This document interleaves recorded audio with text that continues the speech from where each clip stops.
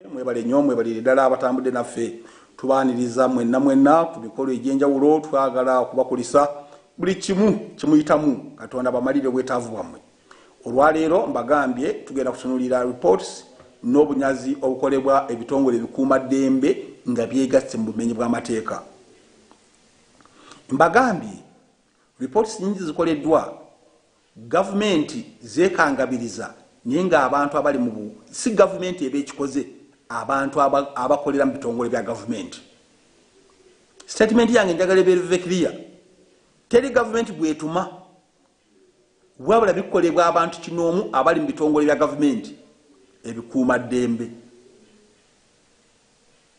Omulundi ogumu waliwo kye bayita amasasi ag'omukwano, friendly fire ku ajipu ekibuye ng'ekyali ajipu kati eri Shell. Ekitongole kya anti-robbery bwe kyafuna information ey'obunyazi obwali bugenda okukolebwa kigenda kutuukawo nga CMI ya staginze dda nga waliwo n'ekitongole ekirala ekyali mu poliisi ya Uganda kye bayitanga special branch byonna information ng'eri wamu. Bagenda kutuuka mu kitundu ekyo ekimu ekitongole kye kyali mu bunyazi ebibiri nga bitufunya amawulire ag'obukesi. Amasasi geesooza ku ajipu ekibuye kati Shell eriwa ku roundabout ogenda okukakkana be bakwata abamu baali bakuuma ddembe ab'ekitongole ekimu ku ebyo ebisatu bye njogedde. Mbabuulira ababadde mu mbeera ey'okunoonyereza n'okutambulira mu mbeera bw'etyo, bw'owulira obutemu obwakolebwa ku munnamateeka e Rubowa kyagenda okuwunzika ng'abapoliisi n'abasirikale ba UPDF be baali mu lukwe olw'okutemula munnamateeka nga bayambako mukyala w'oyo munnamateeka.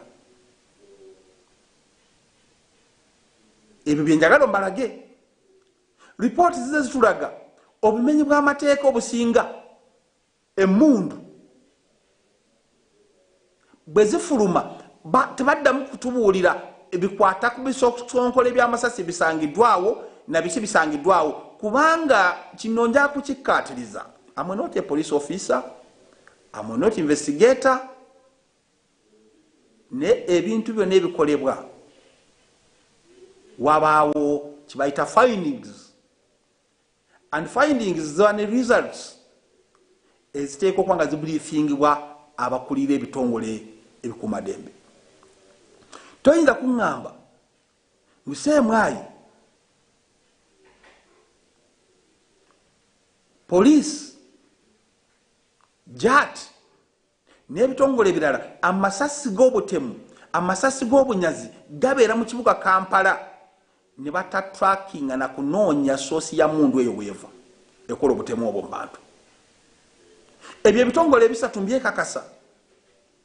Ekitongole ekya CMI, ekitongole ekya JAT, ekitongole ekya CID ekya Uganda Police, ebyo ebitongole ebisatu n'ekitongole ekya ISO, ebitongole ebyo ebina byankizo nnyo mu byokwerinda by'eggwanga Uganda.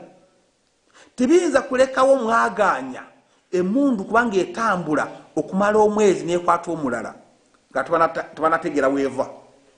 Ekyo siyinza kukanya nakyo. Ekyo oba baagala oba tebaagala ekyo sikanyangako nabo. Obusobozi babulina obusobola okunoonya okutrackinga n'okuyiga singa wabaawo ekisigadde emabega kyebasobola okutandikirako. Ebitongole ebyo ebisatu ebirina bye mbagambye birina kapasite okunoonyereza okulisala nga bajjemu ebyobufuzi nga bajjemu ebyaki balina kapasite esobola okuzuula amazima nibona bagano gagamba nyega amazima baba bagamanyi ebitongole ebina iso semwai siayidi nejati ebyo nkakasa birina obusobozi munzikirize ku ddakiika eno tugenda kulirako eddoboozi y'omukulu omwogezi wa poliisi oluvannyuma essimu eyo eri ku sikuriini gy'olabako giweerezeeko obubaka obuwandiike eri ku whatsapp ate eri ku n'enkola yaffe enkola enkadde ya message enkadde gweweereza obubaka awakwanguyira ku Facebook kwetuli channel 44 Arise and Shine ojja kubanga otulaba bulungi weerezaawo obubaka obuwandiike ku Facebook ate genda ku Twitter kyekimu oba bwe watosanze teekako at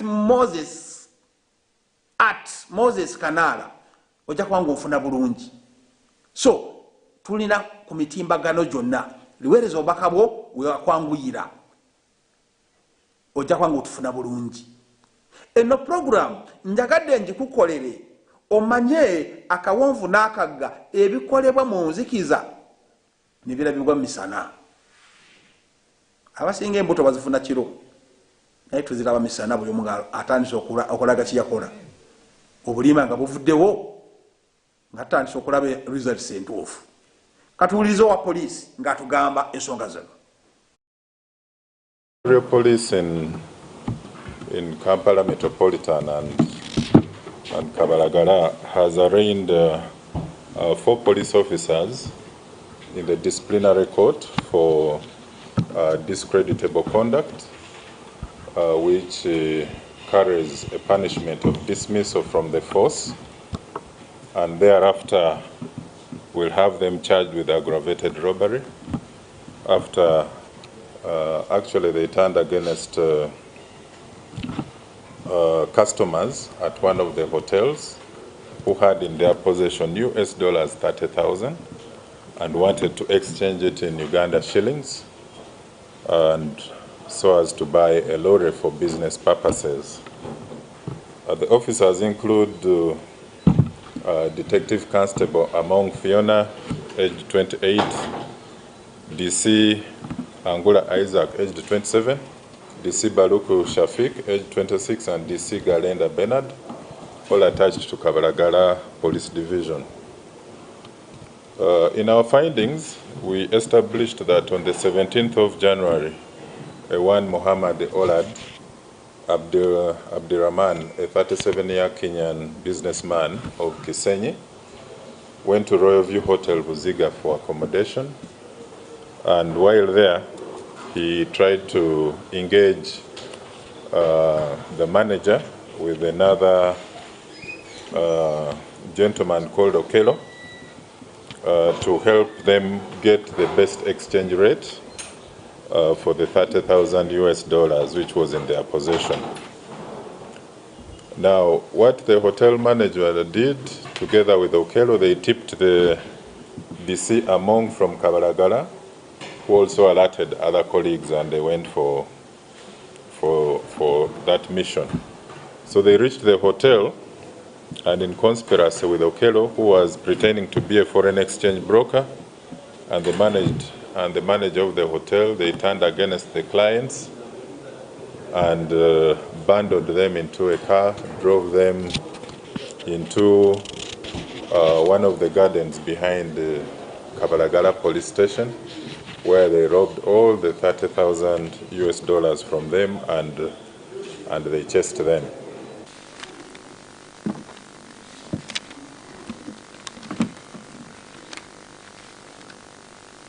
Now, the other week we managed to charge 12 suspects to court, including 4 police officers, who were charged with aggravated robbery from the Honorable Ambassador Nekesa Owundo. Those inquiries are still progressing, but we are witnessing that there's a lot of intrigue and also some negative propaganda following distortions in the findings of the police. We want to come up with a thorough report on the findings that we have so far, so that people can stop speculating and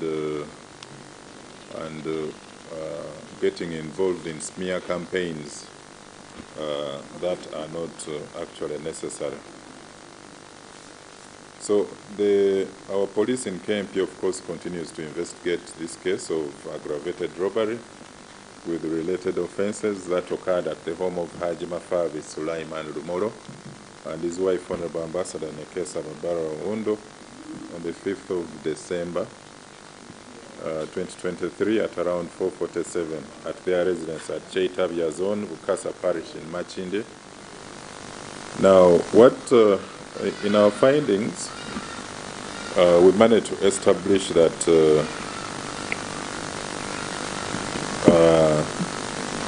the couple had money that belonged to them inside the house, which one of our police officers, PC Wango Michael, having stayed at the residence as a home guard for more than 1.5 years, was able to learn that his principal, that is the Honorable Ambassador, and her husband kept a lot of money at home, both in Uganda shillings and dollars. So as a result, he hatched a plan with 4 other police officers, who included Sergeant Idro Dominic, Pisimu Goya Sharif,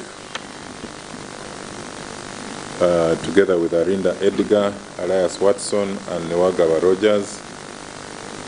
However, on the 5th of December, the mission was executed by Police Constable Wango Michael, Pisimu Goya Sharif, Arinda Edgar, and the one called Palaso. They had a border rider called Kalinda Josh, who was on standby as a getaway motorcycle. Palaso, not the musician, was a replacement for Newagawa Rogers. So to avoid detection, PC Wango, who was the mastermind, disabled the alarm system, which was controlled and monitored by the guards at the main gate security central room. He also disconnected the electricity wires that were mounted on top of the perimeter wall. Then he adjusted the security lights around the area earmarked for entry, and further adjusted the CCTV cameras to avoid capturing pictures and footages in the direction of these accomplices. So on the night of 4th to 5th December, at around 10 p.m., Pisimu Goya Sharif to the Arinda Edgar and Palaso gained entry into the compound, and they laid in wait for over 6 hours, that is from 10 p.m. up to 4 a.m. They were already inside the compound waiting for the mission. What they didn't know is that they were captured by the CCTV camera in the neighborhood, even after making these other adjustments. Now, what these 3 accomplices, that is Pisimu Goya, Arinda Edgar, and Palaso did, they inflicted controlled injuries on the head of PC Wango Michael, who was on guard, to show that he was attacked. So controlled injuries, you know, there's a way you can inflict them. Then they picked 2 rifles which were in his possession. The thugs then proceeded and coerced the 3 maids who were sleeping in the servants' quarters. They forced them they had the keys to the main house, so the maids were forced to lead them to the main house, and once they are inside, they were able to break 4 doors. the 4 doors which are in the main room, in the main house. They located the victim, Honorable Ambassador Nekesa. She was hiding in another bedroom because as the maids were being coerced, one of them managed to pick her phone and alerted her that there were thieves inside the compound. So when they got her, they threatened to harm her, and she led them to the bedroom where they keep their money with her husband. Her husband was not at home, so their assailants demanded for money in US dollars and Uganda shillings. The loot was actually carried in 5 bags full of cash. And the suspects escaped through a small gate with 5 bags of cash, an iPhone 12 Pro Max, a golden ring, a DVR for the CCTV system, a Tecno Spark 9 smartphone, a Huawei mobile phone, and they disappeared with the 2 police guns, which they later on dumped in a potato garden with 60 rounds. Now, because these people could have exited at around 5 as it was going to, it was getting to daybreak, they hid in one of the banana plantations where the rider Kalinda Josh found them. They had in their possession 3 bags,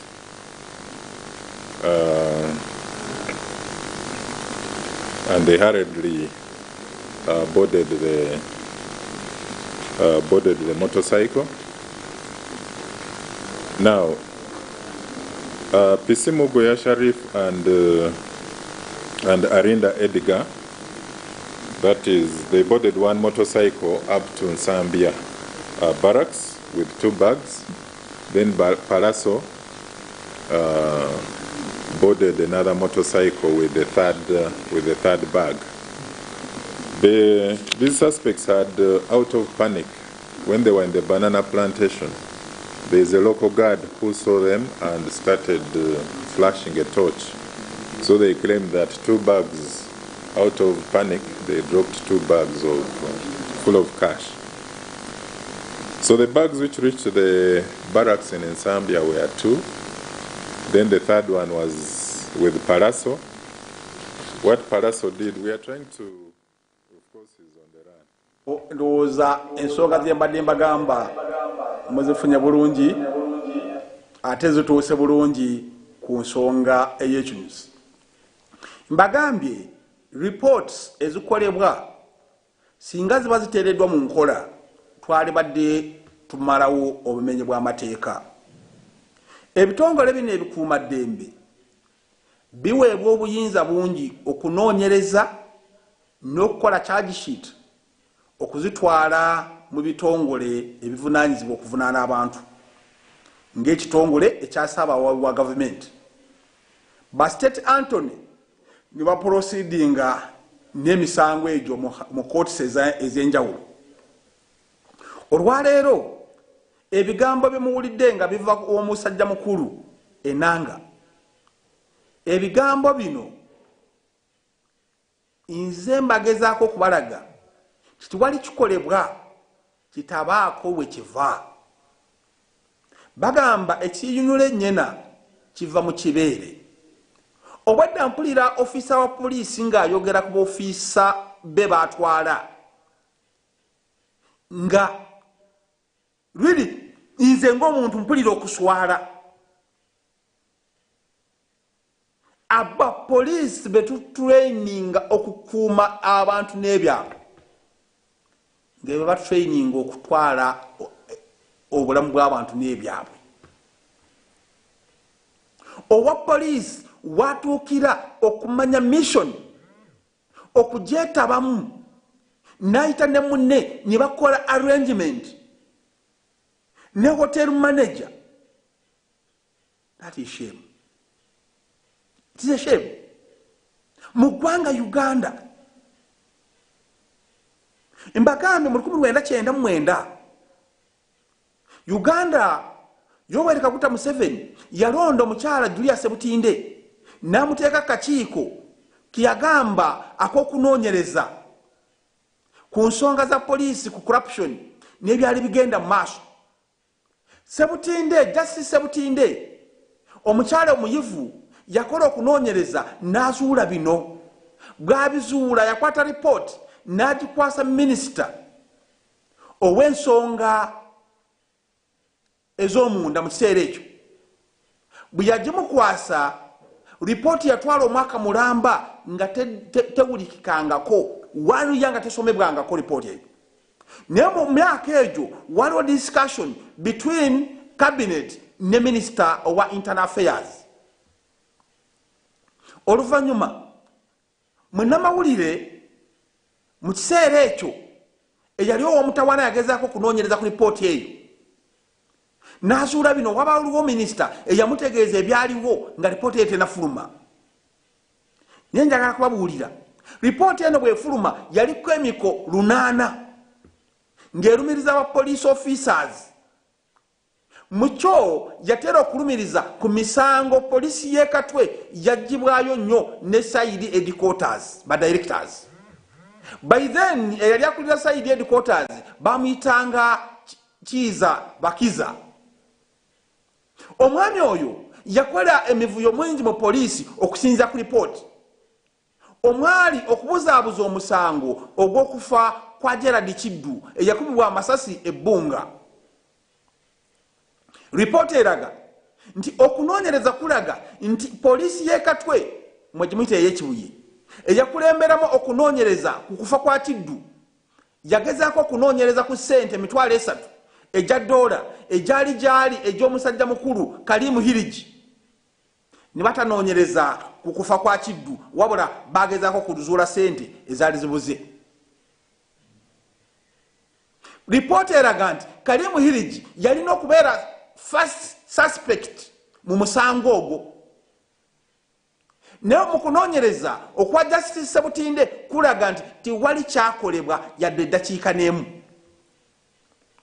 Mu bakulu abo abaali banoonyerezwako waliwo omusajja mukulu eyayitibwanga Garihandere. Yali omu ku abo abakulu ba directors aba poliisi abaali banoonyereza ku nsonga ezo. Garihandere tebasobola kunoonyereza ku ndaba n'ensonga ezo.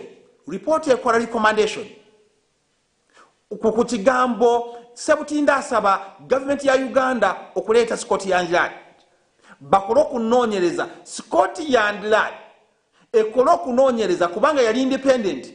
Report eraga nti omusajja mukulu Kalimu Hirigi yalina okubuulizibwako okubeera first suspect mu kufa kwa Gerald Kiddu. Batuuka ku ripooti endala ez'abantu abaze babuzibwako n'emmundu ezaali zigabibwa ebitongole ebya poliisi n'ebikuumaddembe okugenda mu mikono gy'abaganga oba abamenyi b'amateeka. Eyo ripooti ya Sebutinde bw'egamba. Sebutinde awandiika omulamuzi Sebutinde ow'amaanyi ali mu kooti y'ensi yonna. Awa ripooti ye ng'alaga nti ebitongole ebikuumaddembe nga abapoliisi nga abakulu mu poliisi bakwatanga emmundu ne baziwa ababbi b'oku nguudo ne baziwa abamenyi b'amateeka gangas. Olwaleero ennaku z'omwezi ezaleero olunaku lwajjo owa poliisi omukulu mu ggwanga ayogera ekitongole kya poliisi akkaatiriza ebyaliwo emyaka 20 emabega bye bikyagenda mu poliisi ya Uganda.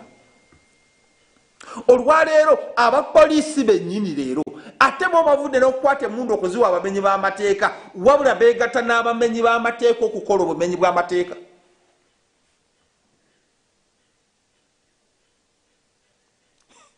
Oba mutegeera bulungi poliisi ng'evudde mu kumenya amateeka n'okuwa abamenyi b'amateeka bamenya amateeka wabula yo yennyini eyambadde ne yeenyigira mu kumenya amateeka. Oli bw'atuukira okugenda ku kamera n'agituusa eve mu direction etunde mu direction etali ntuufu ereme okufuna ebituufu ng'abapoliisi mwamuleeta kukuuma waka. N'ateekako aramu ekyankalanye okuwuliziganyana kw'abantu abalala. Alina skills ez'okunoonyereza kati azireese mu bubbi okubuza obujulizi. munsonyiwe abapoliisi abalungi ne abapoliisi ababi situyinza kubaleka nga bayinaayina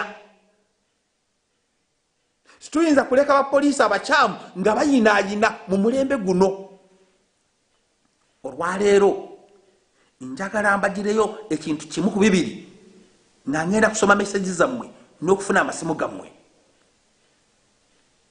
bwe tubanga situvuddeeyo nga bannansi okudimandinga okwerula poliisi birade ngamba ab'opposition okusimba ebitooke ezo z'ensonga zimuteeka okusimba kw'essira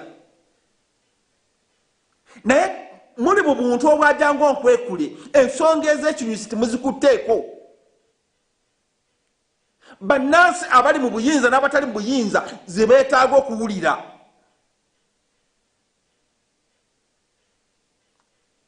olwaleero owa poliisi omusajja mukulu eyattibwa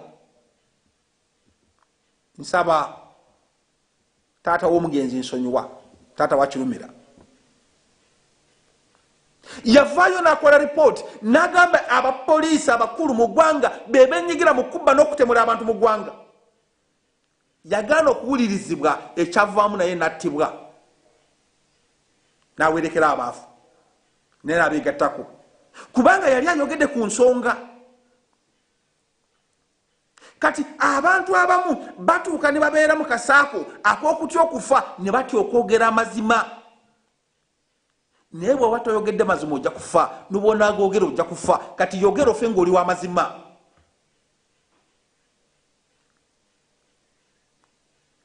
owa poliisi gw'olowooza nti mukuumi wo owa poliisi gw'oleeta mu misango gyo nabagamba abapoliisi abasinga be basengula abantu ku ttaka nga bali ne mu puroguramu ne bateekawo n'embeera ebuzaabuza nabagamba atera kukozesa mu nnaku 2 nga waliwo public holiday oba nga waliwo omukulu mu ggwanga afudde ng'ebitongole ebisinga byonna security amaaso gali ku mikolo egyo bano nga bakola kyajjabu nakibagamba nakati nkiddamu bw'wabaawo omukolo mu ggwanga ogw'amaanyi manya waliwo mission egenda okolebwa erumenya abantu kati olwaleero wa poliisi yatuwa ripooti abapoliisi benyigira mu kubba okw'emisana n'ekiro ne bayingira ssaawa 5 ne bavaamu ssaawa 10 6 hours naye nga tewali azze kutaasa kabalagala poliisi bali bunga 6 hours nga bali mu kikomera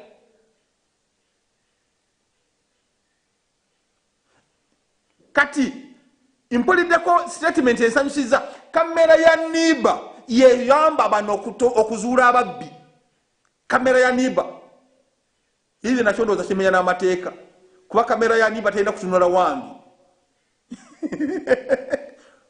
kuba privacy yange abagitutte ne olaba ono naye ono akola kino ayinza kuba yali wakalina kati netunula eno wansi guys let us tunule report says zikolebwa wabaawo ekintu ekikolebwa government tunulya report says oziteese mu nkola abantu abasinga abawandiikibwako mu ripooti enkadde batuuse ku litayalinga abalala okufa nga tebalina kibakoleddwako wabula nga baporomootingibwa kati ne bano bennyini ripooti zigenda kujjayo abantu bano mugambe mugenda kubakyajinga emisango egy'obubbi obw'ekika ekyawaggulu naye mugenda kubagoba mu poliisi bwe munaamala mubasindikire baani yes musooke mubakyajinge nga bakyali bapoliisi bammwe bwe gumala okubaka muvi mubawe ebibonerezo byabwe mulyoke mubagobe mu poliisi naye temubagoba nga tebanasingibwa misango musooke mubasingisa emisango kooti ebasingise olwo balyoke bafulume poliisi kubanga kijja kutuyambako okumanyaga ababbi abo bakomyewo ku kyalo gye bazaalibwa buli omu abategeere amanye mubatuwadde naye omuntu amanye muntu omuntu alina obukugu bwatyo omusindikadde waani ebyo mbagamba kansome meseji zammwe ndaba ekiddako ripooti nene ya miko 8 nenzijemu obuntu butonotono bwenjagadde okubagamba n'amanya g'abantu nga sirikidde agamu olw'obulungi bwa puroguramu eno ne famire zaabwe abalala baafa abalala bakaddiye abalala tebakyaliwo so ne mwezino waliwo abaliwo mubawulidde baboogedde ensi bwetyo bweri 0753 01 3356 ono agambye atya ono agambye oh my god thank you so much for sharing those updates we have a blessed okay thank you very much ono nagamba atya ono agambye good morning Mr. Kanala wesebo ebimutandisa okukkiriza oba tolina bukyayi wabula oboyogera kituufu nze Agnes webale nnyo sebanga kona bukyayi ate tebulibeera nange ne munze tebulibeeramu ono agambye Mr. Kanala thank you very much otukoze bulungi naye ekyennaku bigenda komaawo Paulo lwaki ogamba bigenda komaawo tokwamu maanyi ensi bwetyo tutambula nayo ate tulina okuwuliziganya n'abantu betukola nabo ekyo tokitya tikikukwasa nyiike yadde endowooza enkyamu mu mbeera y'emirimu n'enkola yaagyo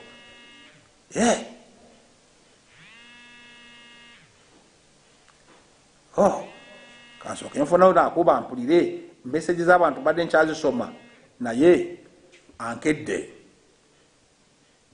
hello Wanjisebu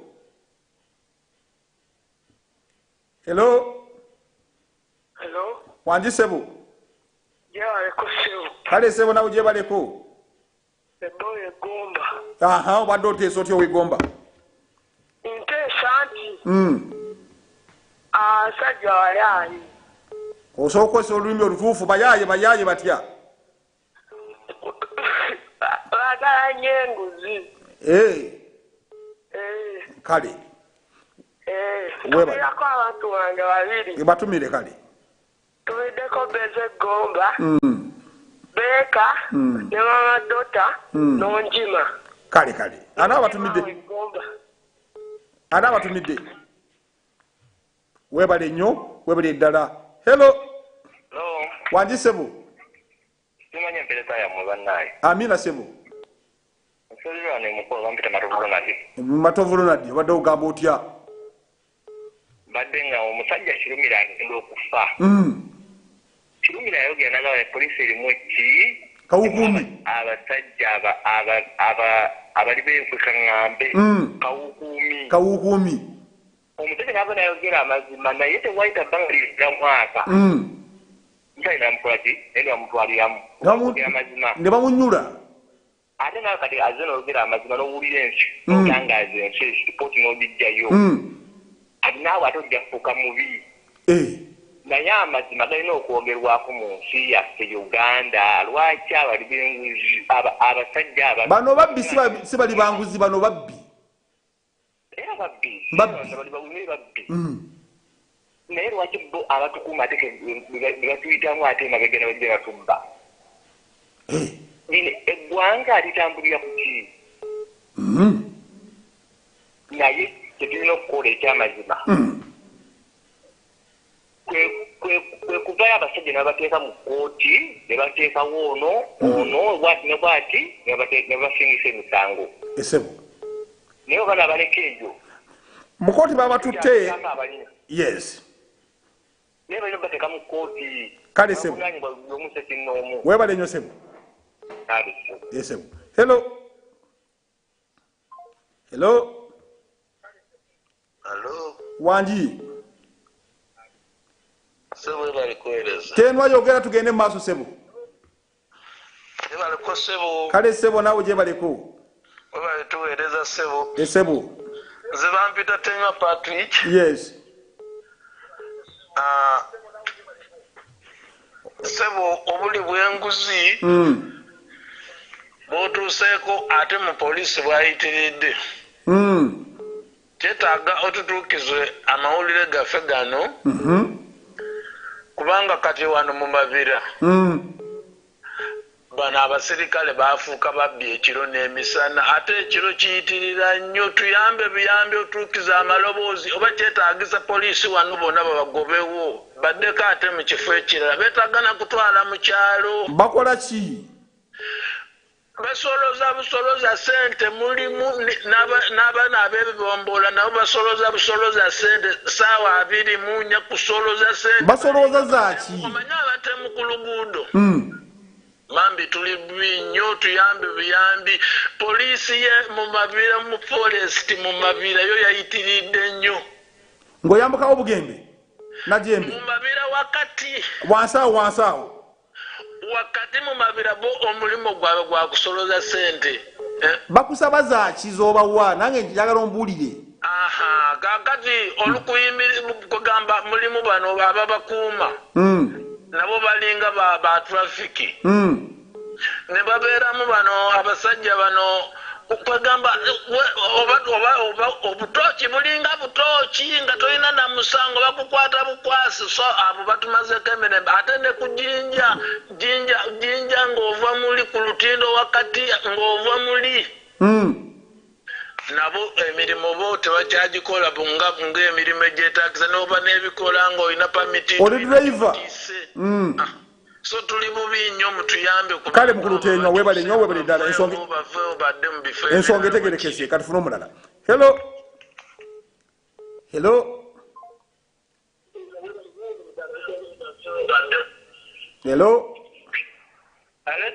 Wangi sebo? Yebazibwe nnyo. Ono Kayendo Benjamin esebo kakati nze kiri kyenteesa bwekiti ekintu ekyo eky'enguzi oba kale eky'obubbi mu poliisi abantu ba poliisi abo simanyi lwaki abantu ba poliisi abantu ababulijjo babaleetera okulya enguzi batya kati ogenda otunuulira kino omanyi omuntu webakwata tugabe nti omulamwa guno gwe mbadde nkola ogugoberedde oba oli ku bibyo bya bulijjo by'owulira? kale okay njagala awulidde omulamwa atawulidde toteesa. Twogera ku bubbi obuli mu bitongole ebikuuma ddembe. So tondeetera nti bantu babireeta njagala ombuulire gwe mulamwa gutwogeddeko bw'oba togutegedde don't waste your airtime. Ensi eno eraba twagala awulidde bino si bya bufuzi sikutaasa muntu tuli ku nsonga ya gwanga. Hello. Wangi sebo? Nasuze bulungi sebo, wasuze sebo. Kakati. Zeni nobu juizi. Wangi? Kakasaba sajja. Nze.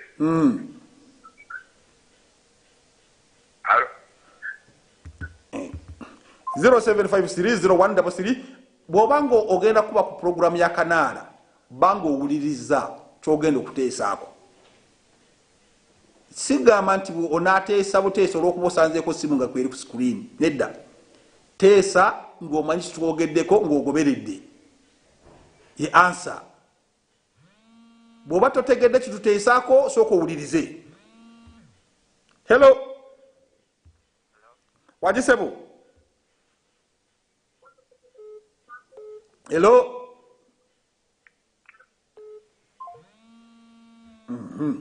Hello. Wangi sebo? Jebaleko sebo. Kale sebo nawo jebaleko. Ono bamuyita bwana Mukiyanda Ronald wane Bombo. Yes, owe Bombo ogamba otya? Kakati nze Temadembesa.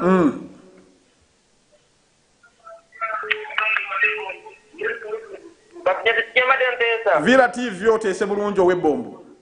Kati abe za polisi abe enguzi jebalya.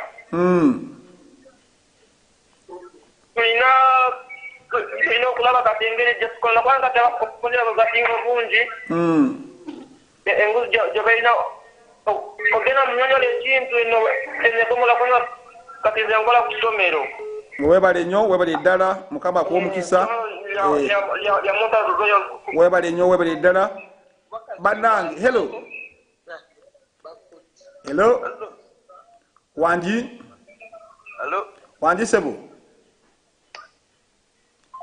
0753013356 bw'oba okubye kendeza TV yo esimu nyingi eziriko ziwulikika ne sooka okendeze TV yo tusobola okuba nga tuwuliziganya. Kendeza TV tuwuliziganye. Tokuba nga otaddeko TV kwewulira. Hello. Hello. Wanji Sebu.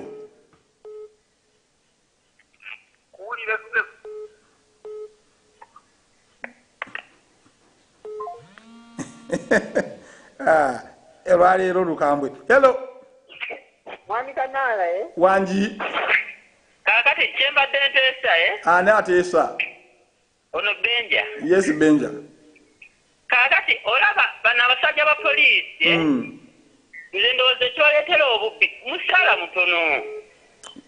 Ofuna sente meka gwe? Benja, gende mpola. Ofuna sente meka gyokola? Nyinza okuba nga omusala si mungi nnyo neera si mutono nnyo. Wabbye bameka? Wangi? Gwe wabbye bameka osobola okuweza omusaala? Okay, anti kali kyembadde. Kale genda maaso oteese. Kati nze emyaka gyendimu sirina famire gye ndabirira nti eri awo. Naye abo abasajja babatunuulira babeera ne families nene bangi ababeera babatunuulidde kati oli abeera n'amuwasiru ng'alaba atubafuna kati ndowooza gavumenti kyeba ebayamba abasajja abo efune engeri gyebongeza omusaala n'obabuulirira n'obatendeka engeri n'ebibonerezo ebibateekebwako nga bakoze ekintu ng'ekyo yenteesa yange ndowooza ekijja okujjawo ekintu ng'ekyo. Webale enteesa yo ntuufu kuba ne mu ripooti ya Sebutinde bwekiri eky'okubongeza emisaala mu 99 yali agambye babongeze emitwalo baweze 6 police constable. Kituufu. Hello. Hello. Wanji Nyabo.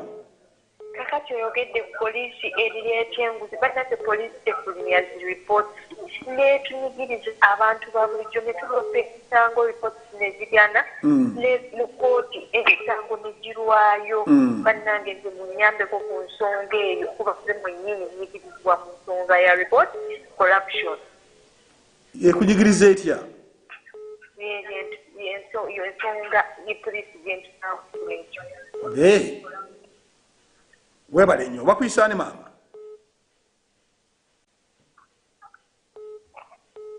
Hello. Hello. Hello. Yes sir. Hello nkulamusiza. Kale Sebo nange nkulamusiza. Kakati ku nsonga eyo tesaako. Erinnya lyo Sebo? Serwoza Abdalla Kawanda.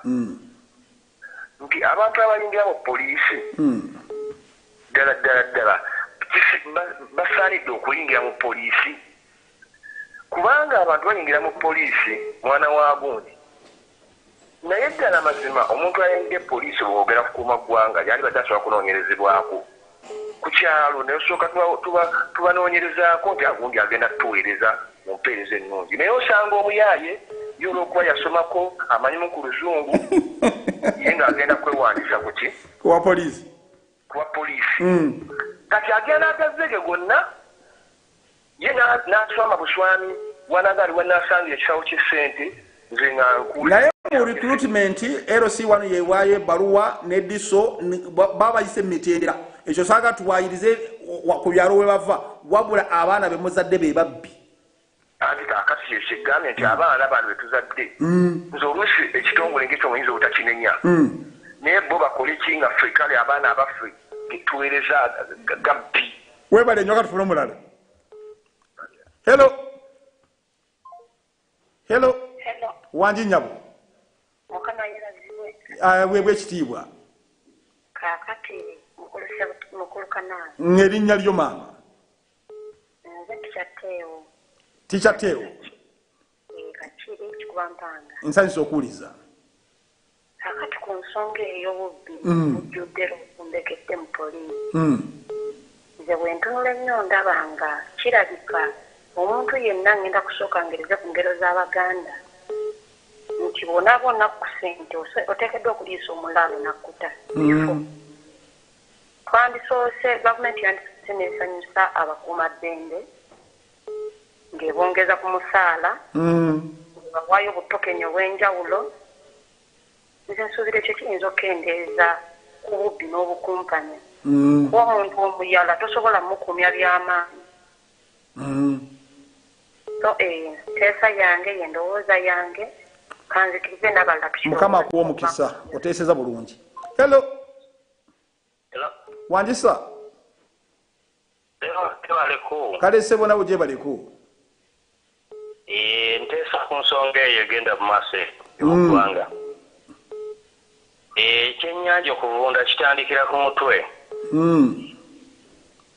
obubbi obuli mu Uganda buli wamu naye nga ndowooza ekyandibadde kikolebwa batunuulira abapoliisi wansi naye ate waggulu eri bakama baabwe kubabbi ekiyiseewo anti obubbi bwawukana waliwo atoola kuzaasasula emisaala wabaawo noona alumba field okutta abantu nakulumya byawukana ono bamuvunaanira mu corruption ono bamuvunaanira mu robbery naye ate gwe kennyini otugambye abasajja babadde bakayana ku nsonga ezo abako kubabulira ekituufu bwe bajjawo kirina kutereeza okuva waggulu ku muddu wansi singa embeera etereera naye kati bunyikaawa wansi naye ate bakama baabwe gwe babbiri tweyanza sebo akadde katuweddeyo kanfuneyo asembayo hello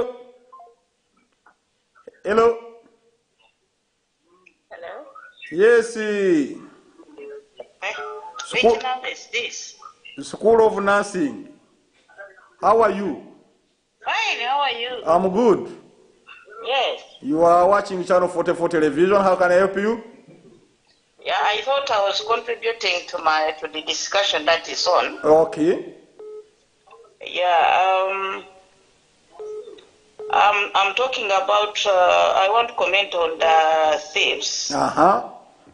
A thief remains a thief. But can I have your name, my dear? I'm Sarah Godoy. Okay, Sarah Gloria. Godoy. Yes. Okay. A thief remains a thief. So once these are they are identified, they should be eliminated from that system. 2, those who keep money in the house should also use the banking system to avoid tempting people. Tempting the criminals. Tempting the criminals, because money is quite tempting. Once people look at it, they will definitely be tempted and find a way of getting to it. But here, I'm not saying people should go on stealing. We condemn it. You condemn it? Yes. What is your profession, my dear? I'm a nurse by profession. I can see at the School of Nursing, but what, according to you, you are like investigator. I'm an administrator. You are an administrator? Yes. Okay. Thank you. You're welcome. Have a blessed day. Likewise. Thank you. Kankombe kwabo dakiika zaffe ziweddeyo olaba ne programu erese ab'oluzungu nga ya Luganda omanye kutta abantu omugamba mukyala Odoyi ankoze bulungi nnyo very nicely ate bananga bamasimu nsonyiwe tugenda kwanga tusukka kwawo tugenda mu mawulire agebweru w'eggwanga mutusonyiwe tekibadde kigendo esimu nzibawadde tumujja kwekwasa okujjako atafunye mukisa kuyitamu n'oyo ayiseemu n'atakendeza TV ye ekyo munsonyiwe ekyo siyinza kwako kyenjogera nawo naganye. Good morning presenter, police officers and any other officers in uniform are not any different from other persons. The difference is they are trained and not wandise bingi nsonyiwa sijja kubanga mbimalayo webale nnyo webalire ddala message bambi nnyingiko naye munsonyiwe nondako eziri okumpi nsobola okugenda neza akadde kantwala nga seesiikidde kanyeebwa kagambo bigambo sinalweyiso nkulabye kanaaba. Thank you very much